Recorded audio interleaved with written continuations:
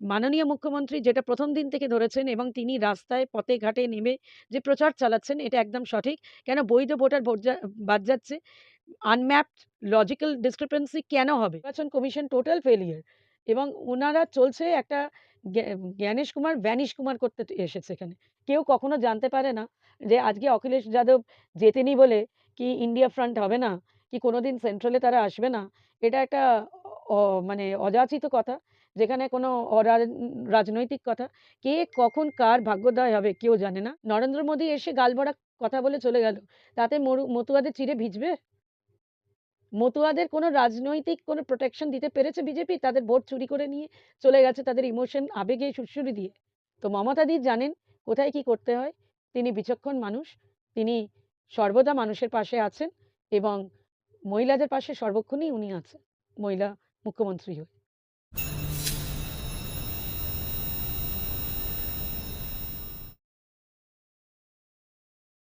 দিদি, কলকাতায় অখিলেশ যাদব নবান্ন বৈঠকে মুখ্যমন্ত্রী মমতা বন্দ্যোপাধ্যায়ের সঙ্গে অখিলেশের কলকাতা বিমানবন্দরে নেমেই সাংবাদিকদের বললেন মমতা ব্যানার্জি যে ইডিকে হারিয়েছি, এবার নির্বাচনে বিজেপিকে হারাবো। আসলে বিজেপি বাংলার ভোট কাটতে জিততে নয়, ভোট কাটতে এসেছে। অখিলেশ যাদব তো ঠিকই বলেছেন। তিনি একজন মমতা বন্দ্যোপাধ্যায় বলেছেন। মমতা বন্দ্যোপাধ্যায় তো মাননীয় মুখ্যমন্ত্রী ১ম দিন থেকে অভিষেক বন্দ্যোপাধ্যায় আমাদের ভারতীয় সাধারণ সম্পাদক তিনি বলে যাচ্ছেন যে এসআইআর করা মানে এখানে ভোটের কারচুপি, ভোট চুরির জায়গা প্রশস্ত করছে বিজেপি। দলদাস নির্বিশেষে উপস্থাপিত হয়েছে আমাদের নির্বাচন কমিশন। গণতন্ত্রকে কণ্ঠরুদ্ধ করার জন্য তাদের প্রচেষ্টা। তারা চায় ওয়ান ভোট, ওয়ান নেশন এইভাবে one nation for one vote এইভাবে ওরা চালাতে চাইছে যাতে পার্লামেন্টে কি করে পাস করে নিতে হয় সেইগুলো তাদের মানে একেবারে তারা কার্যসিদ্ধি এই মাননীয় মুখ্যমন্ত্রী যেটা ১ম দিন থেকে ধরেছেন এবং তিনি রাস্তায় পথে ঘাটে নেমে যে প্রচার চালাচ্ছেন এটা একদম সঠিক। কেন বৈধ ভোটার বাদ যাচ্ছে? আনম্যাপড লজিক্যাল ডিসক্রিপেন্সি কেন হবে? ওয়াই?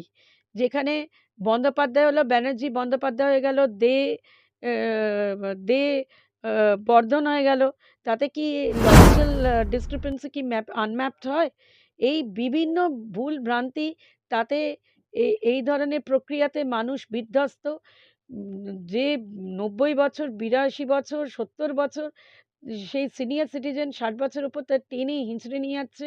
যেগুলো মানে যাদের শারীরিক সক্ষম নয়, তারাও হামাগুড়ি দিয়ে আনন্দবাজার পত্রিকা প্রিন্টিং মিডিয়া গতকাল অবধি বার করেছে যে কিভাবে যাচ্ছে, গিয়ে তাদের ডকুমেন্টস দেখাচ্ছে। মানে যেখানে বলে দিয়েছিল ডিসেবলড যারা নাগরিক কিংবা ৬০ এর ঊর্ধ্ব কি ৭০ এর ঊর্ধ্বে তাদের বাড়ি গিয়ে নির্বাচন কমিশনের প্রতিনিধি গিয়ে দেখবে ডকুমেন্টস, কোনোটাই হয়নি। তারা টোটাল ফেলিউর। নির্বাচন কমিশন টোটাল ফেলিউর এবং উনারা চলছে একটা জ্ঞানেশ কুমার ভ্যানিশ কুমার করতে এসেছে এখানে। শুধু নাম ভ্যানিশ করে দাও যাতে ভোটাররা বৈধ ভোটাররা ভোট না দিতে পারে। এটাই তাদের কারচুপি, ভোট চুরি। নরেন্দ্র মোদী ভোট চুরি করে জিতেছে। এরা চাইছে যে কি করে ভোট চুরি করে বাংলাকে দখল করবে। এটা বাংলার মামাটি মানুষের সরকার। মাননীয় মুখ্যমন্ত্রী জনকল্যাণ প্রকল্পের দ্বারা মানুষের পাশে, মানুষের কাছে, মানুষের সাথে। এখানে মমতাদি যতদিন থাকবে, অভিষেক বন্দ্যোপাধ্যায় বলছেন, ততদিন এই বাংলাকে বিজেপি কখনোই ২০২৬-এ জনগণের বিসর্জন দেবে। বিরোধীরা বলছে যে অখিলেশ যাদবের এখানে কোনো ভ্যালুই নেই পশ্চিমবঙ্গে, তাই জন্য এখানে এসে এইসব তা লেকচার বিরোধীদের লেকচার কোথায় ভ্যালু দিচ্ছে। আছে? নবীন যিনি এসেছেন, এই যে বিজেপির যিনি এখন এতে সেক্রেটারিয়েট উনি যে ইলেক্টেড হয়েছেন স্বরাষ্ট্রমন্ত্রী, সেখানে যে উনি এসেছেন সে সে ওনারই কি ভ্যালুজ আছে? আমরা তাকে চিনিই না, জানিই না, বুঝি। তার কি ভ্যালুজ আছে? যারা অনেকেই বিজেপির আসছে দিল্লি থেকে, অন্যান্য প্রদেশ থেকে, তাদের কি ভ্যালুজ আছে? আমরা চিনি না, বুঝি না, তাদের দেখি রোজ। পরিযায়ী পাখির মতন তারা আসে ভোটের সময়। অখিলেশ যাদবের সঙ্গে তৃণমূল কংগ্রেস জোট করলে আগামী দিনে জোট কতটা মজবুত হতে পারে? কারণ অখিলেশ যাদবের যে সমাজবাদী পার্টি, সেইখানের তো কোনো রকম কোনো বলতে গেলে তারা ভোটে জেতে না, পরিষ্কার।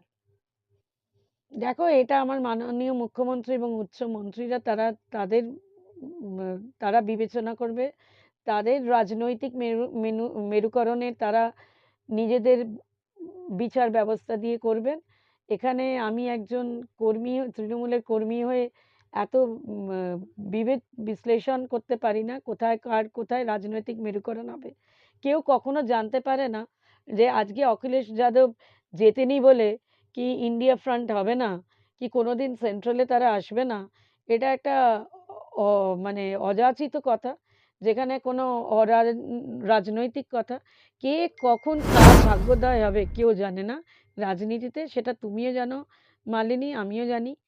তো অখিলেশ যাদব দেখেছেন দিদির পাশে থেকে, দিদির সাথে থেকে দিদি কিভাবে কাজ করেন রাস্তায় ঘাটে মাঠে নেমে, সেটা ওনাকে প্রলুব্ধ করেছেন। তাই উনি এসেছেন দিদির হয়ে প্রচার করতে। ওনার হয়ে প্রচার করতে আমাদেরও মন্ত্রীরা গেছিলেন সেখানে। রাজনৈতিকভাবে তাদের যে বন্ধুত্ব, তাদের যে মিলন, তারা কিভাবে রাজনৈতিক মেরুকরণ করবে, কিভাবে ভারতীয় রাজনীতিতে তাদের যে ফ্রন্ট গড়বে, সেটা এখন আমরা এখানে ওই শুভেন্দু অধিকারীর মতন জ্যোতিষবিদ্যা করব না। এটা ক্রমশ প্রকাশ্য, দেখা যাক। অখিলেশ যাদব বলছেন যে বিজেপিরা সম্মানজনক হার চায়। বিজেপি এসআইআর এর আড়ালে এনআরসির চক্রান্ত, নির্বাচন কমিশনের পশ্চিমবঙ্গে হারের জন্য লড়ছে বিজেপি। কতটা সে তো সত্য একদম কথাটা? ঠিক কথা।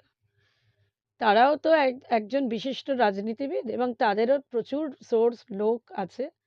তারা ঠিকই বার্তাটা দিচ্ছেন এখানে এসে। এবং এসআইয়ের নামে তো এনআরসি চলছে। মতুয়ারা কি করছে? আজকে আমি প্রশ্ন করছি, মতুয়ারাদের জন্য কি করছে?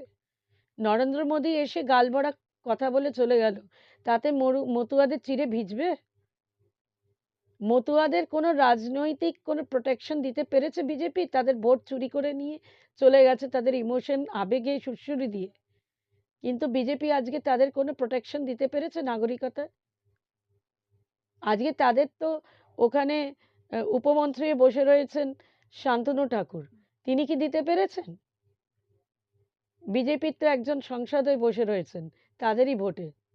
আজকে মতুয়ারা বুঝে গেছে, তাদের পিঠ ঠেকে গেছে যে বিজেপি কিছু করনেওয়ালা নয়। যা করবে মাননীয় মুখ্যমন্ত্রী করবে। এবং একজনই পারেন সারা ভারতবর্ষে, আমার দিদি, তোমার দিদি, সবার দিদি মাননীয় মুখ্যমন্ত্রী মমতা ব্যানার্জি, যিনি একমাত্র উনিই পারেন, আর কেউ পারেন না। তার মতন ম্যাচিওর পলিটিশিয়ান এখনো অবধি কেউ জন্মায়নি। এবং সারা ভারত কেন, সুদূর বিশ্বেও তার যে নাম আছে, তার যে সম্মান আছে, এবং তিনি যেভাবে সম্মানিত হয়েছেন সেটা আমরা দেখেছি টিভির পর্দায়, তোমাদের প্রিন্টিং মিডিয়ায়, সোশ্যাল মিডিয়ায়। যে ইন্টারন্যাশনাল হেগেতেও সেখানে গিয়ে তাকে কন্যাশ্রীর জন্য তাকে সম্মানজনক পদক দেওয়া হয়েছে। তো এবং অক্সফোর্ড ইউনিভার্সিটি সেখানেও ওনাকে সম্মান জানিয়েছে, সম্মানিত করা হয়েছে। তো মমতাদি জানেন কোথায় কি করতে হয়। তিনি বিচক্ষণ মানুষ, তিনি সর্বদা মানুষের পাশে আছেন এবং মহিলাদের পাশে সর্বক্ষণই উনি আছেন মহিলা মুখ্যমন্ত্রী হয়ে। জয় বাংলা, দিদির জয়।